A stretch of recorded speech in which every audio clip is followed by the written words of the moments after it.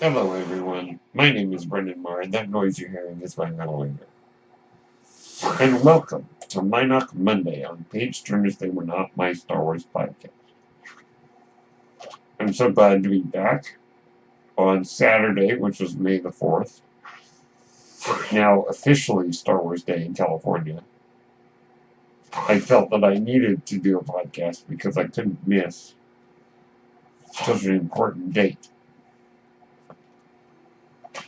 And so, but here I am. I'm back. I was on a bit of a hiatus, and I'm back to hopefully be able to deliver you a podcast every day of this week.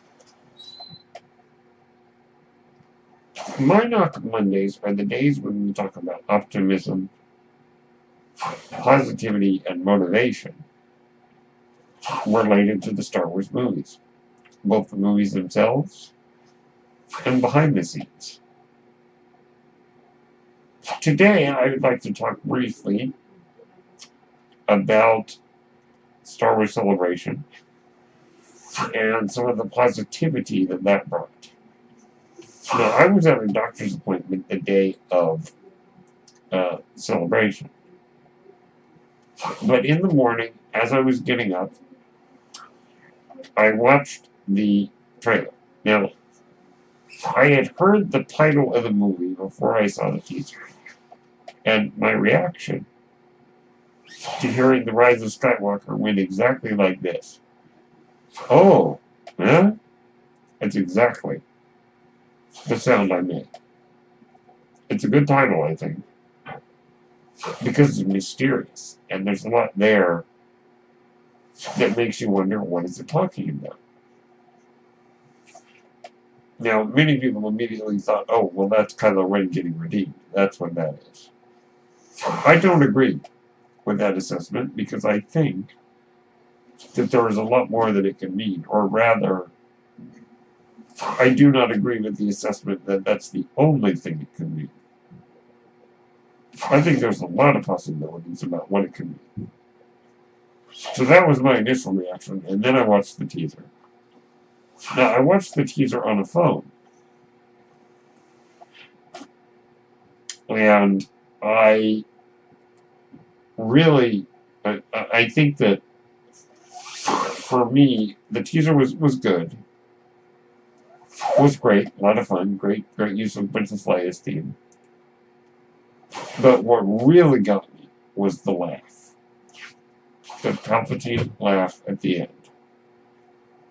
If you notice, it is a subversion. Luke says, no one's ever really gone. You know, and it's meant to have kind of that optimistic, you know, positive, let's celebrate Luke and Leia and our other heroes. And then the laugh of Palpatine.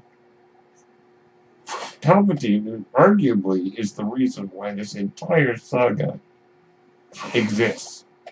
Let me just say really quick. In one of the canon comics, it is implied, and they left it ambiguous, I'm glad they did, that perhaps Palpatine created Anakin in the womb of Shmi Skywalker. Ah. If that is true, then Palpatine really is the reason this whole saga has existed. Now, whether or not this movie is going to have any connection with that, I don't know. But I do think it's interesting because I think Palpatine is very important to this entire saga. Now, I do not necessarily believe that Palpatine is going to be alive in the flesh. But, you know, that is certainly a possibility. And we can discuss that more in another podcast, but what it boils down to is he is back in some fashion. I do not, I hope that he's not just in it for like 5 minutes. And they put the laugh in there because all we get is like a hologram of him. It says a couple of things and that's it. You know, his role, I think, should be more substantial. And in what way he returns, I don't know. But those are my thoughts. Now, one thing, though, is when I watched the teaser originally on the phone, I didn't know what Ray and the others were looking at in that ocean. Only upon watching it on my computer screen did I see it's a piece of the Death Star. And that's another mystery. Where are they? So, we'll find out. So, all that stuff was great. I did not watch the Star Wars panel for episode 9 live. I didn't watch it live. But I did recap it later. Stephen Colbert was the host. And he is a huge Star Wars fan, and that was kind of nice. I would say that the panel was unremarkable.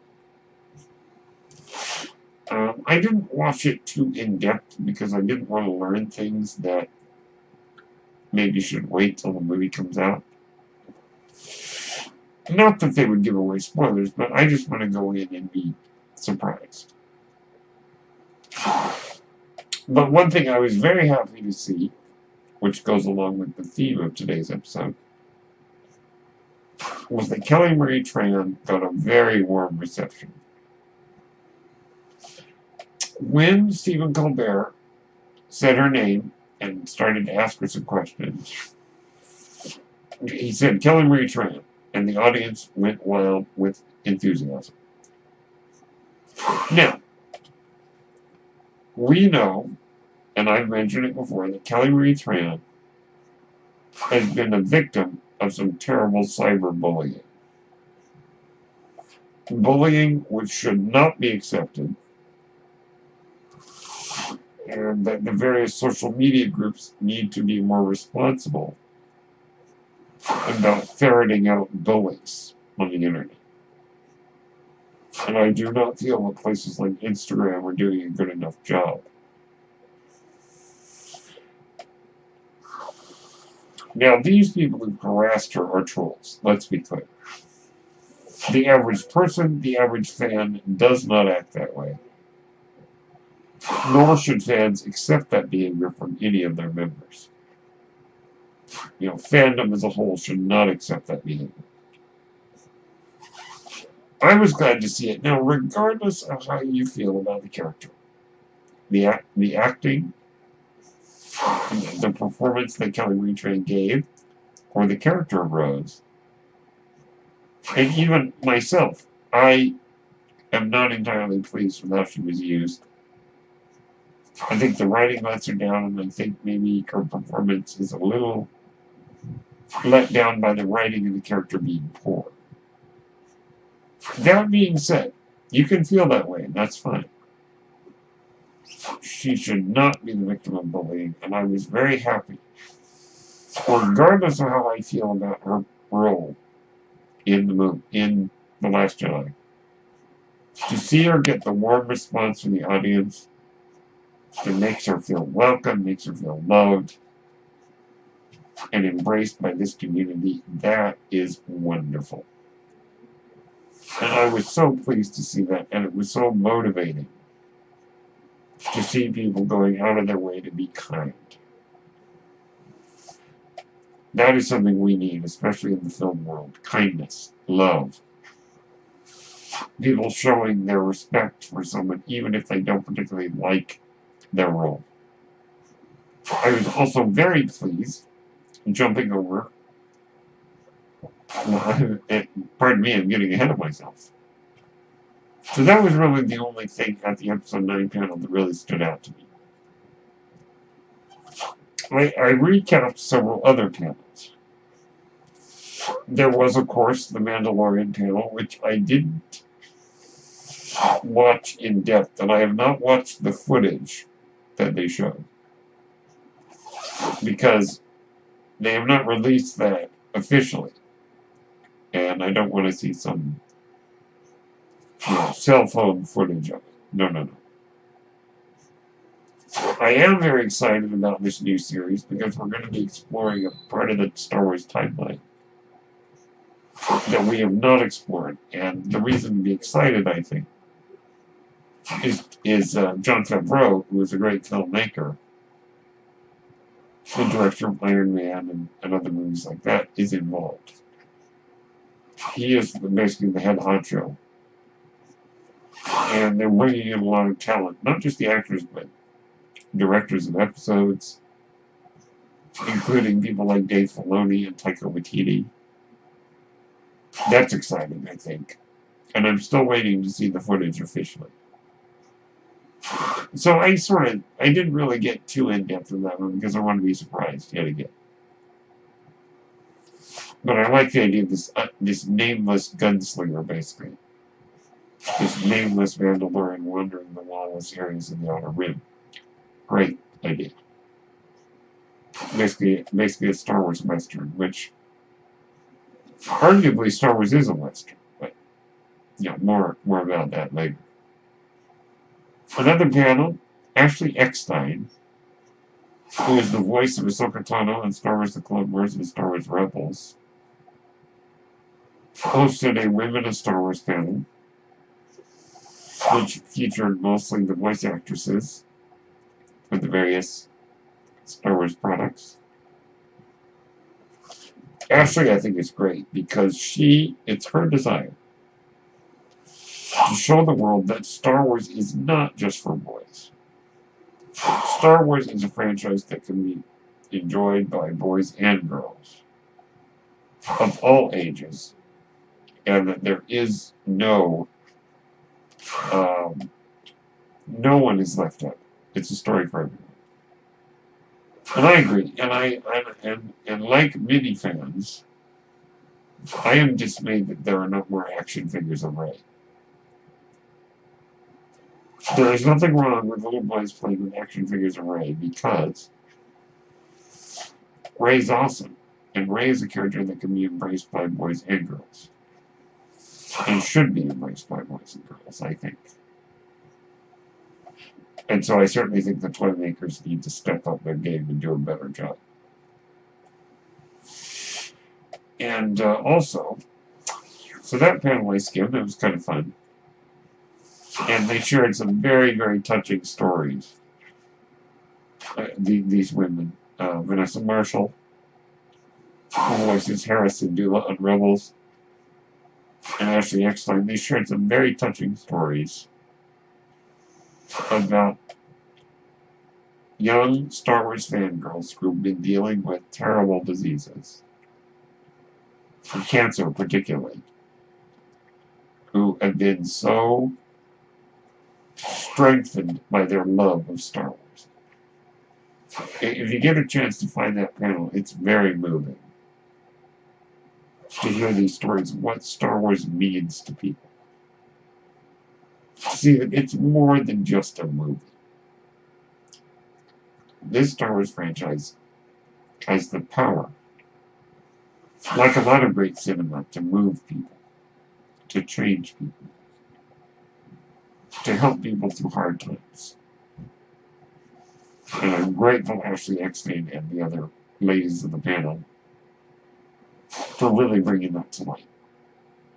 And the last panel I wanted to discuss was the Star Wars Episode 1, The Phantom Menace panel, celebrating the 20th anniversary, which I believe, if I'm not mistaken, May 19th is the 20th anniversary, officially. Now, like Kelly Marie Tran, getting sort of the adulation I think she deserves, Ahmed Best, who played Jar Jar Binks, is, I think, getting the love that he deserves, too. He's had a hard road. And I'm grateful to see that he was so warmly welcomed to Celebration. It's just amazing. It's been 20 years. The panel was hosted by Warwick Davis, who played Wicket when he was 11 years old in Return of the Jedi, and has appeared in every Star Wars movie since then. His most recent appearance, oddly enough, was in Solo, as a character in Enfys Nest's group of Marauders. It's amazing to think that it's been 20 years, and it's very interesting because The Phantom Menace has gone through a strange evolution. There were a good number of Star Wars fans who kind of liked Episode 1 but were afraid to speak out. Older fans, I should say. But now, I think it's a generational thing. When The Phantom Menace came out, a lot of the fans were older and they were grumpy about it. A lot of little kids, though, saw it, and that was their first experience with Star Wars. And it holds a special place in their hearts. And I think that as the years have gone on, more and more people, as that generation of kids has grown up, are more accepting of the prequels because that's the Star Wars they grew up on. And they've come out and said, yeah, we love this because we grew up on it. And I think it's causing some of the older fans to sort of look back and say, you know what, either I kind of like this, or maybe they always did, and were just afraid to admit it, or they watched it again and kind of re-examined their opinions, like I have. I'll give you an example for myself. Like many people, I saw The Phantom Menace. I was 13. I thought it was okay. I watched the VHS to death. I was still, something in the back of my head was going, there's something wrong with this movie. And then later, I started to really kind of detest it. But as I in the last maybe 2 or 3 years, as I've gotten more into the Star Wars fandom podcasting, and I think I've come more to realize that even though I may not like a lot of the prequels, there are still a lot of things in them that are enjoyable, especially in The Phantom Menace, I think. And now that my attitude has changed, I'm not suddenly going, oh, I think these are good movies now. No, but I am of the opinion in The Phantom Menace that there is a lot to love. And there is a lot that I enjoy. And so I am a prequelist. That's someone who admits that they like the prequels, even if they do admit that there's a lot of things in them they don't like. They still overall like them. And I think I fall into that category. Now, you've heard me talk about my problems with the prequels, but I've also tried to talk about what is it about them I like? What is it about them that compels me? And honestly, for me, there's a lot there. It can be hard to get through sometimes because of bad writing, bad directing, bad acting. You know, clunky storytelling. Yes, that's all there. I admit that. But I count myself as one of those who likes a lot of the things that were introduced in the prequels, and I do not wish, as some people have said, I do not wish to see the prequels rebooted or declared non-canon, because that's just ridiculous.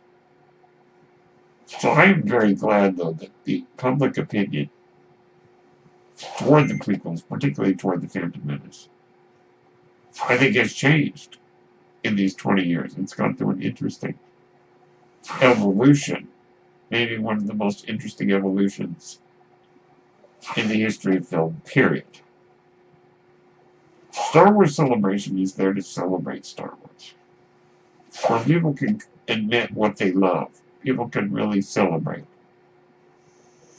And it's really created, I think, this aura of positivity. Positivity that the world of film is in need of right now. I'm just so glad to see this. To see a place where people can gather and just enjoy it and escape all of the negative toxicity that's out there. I think someone should invent a rule, and I'm sure they already have, that if people can be mean on the internet, they will be. And I think that our duty to respond to this is to flood the internet and other places with positivity. I would like to give a special shout out to some of the people who do this. The folks over at Force Center, who you've heard me talk about before at Force Center Pod, which you should check out the Force Center podcast feed on Podomatic. They are amazing. Jennifer Landa, Ken Knapsack, and Joseph Scripshaw bring so much joy to this online world when it comes to Star Wars. They are willing to celebrate Star Wars in all of its aspects.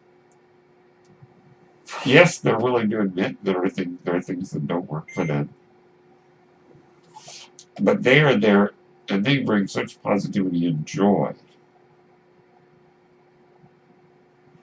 And I'd like to publicly thank them because I think they are the reason why I've changed my mind a bit on the Phantom Menace and Revenge of the Sith. I have a little bit of a hard time with Attack of the Clones, but that's a discussion for another time. And also, I'd like to give a big shout out to Madison Thames. Maddie Sola. You can find her on YouTube at Maddie Sola, MADI-Solo, SOLO. She is great. She's so positive and warm and bubbly. And she loves Rey, she loves Rose, the new female characters. Which I think I'll discuss on another podcast, but I do think that I'm glad to see that. I like to see this from a, if you'll forgive me for a moment, from a woman's perspective. Because most of the people that I've heard complain about the new Star Wars movies are men. I'd like to hear what some of the women have to say. So women like Jennifer Landa, women like Madison Thames bring so much joy and positivity, and I like to see Star Wars through their eyes because they seem to see it a lot differently than some of the men who have a hard time with these characters. Rey is probably my favorite of the new characters in Star Wars. I'm not afraid to admit that, and there's nothing wrong with that, because in order to combat this negativity, we need to flood the internet with positivity. I love Rey, I love Daisy Ridley, what she's brought to the character. I love what Kelly Marie Tran brings to Star Wars, and I hope that they do a better job in the future with the character Rose, and I think that Star Wars Celebration helped to bring some of that positivity that the Star Wars fandom and fandom in general needs. I do not believe that fandom is the problem. I believe that internet trolls are the problem. But it's so nice to see this positivity. So those of you listening who may be troubled by these hostile trolls on the internet, go and do something positive. Because we're not going to win by destroying what we hate. We're going to win by saving what we love. My name is Brendan Marr. Thank you so much for tuning in to Mynock Monday on Page Turners They Were Not, my Star Wars podcast. May the Force be with you.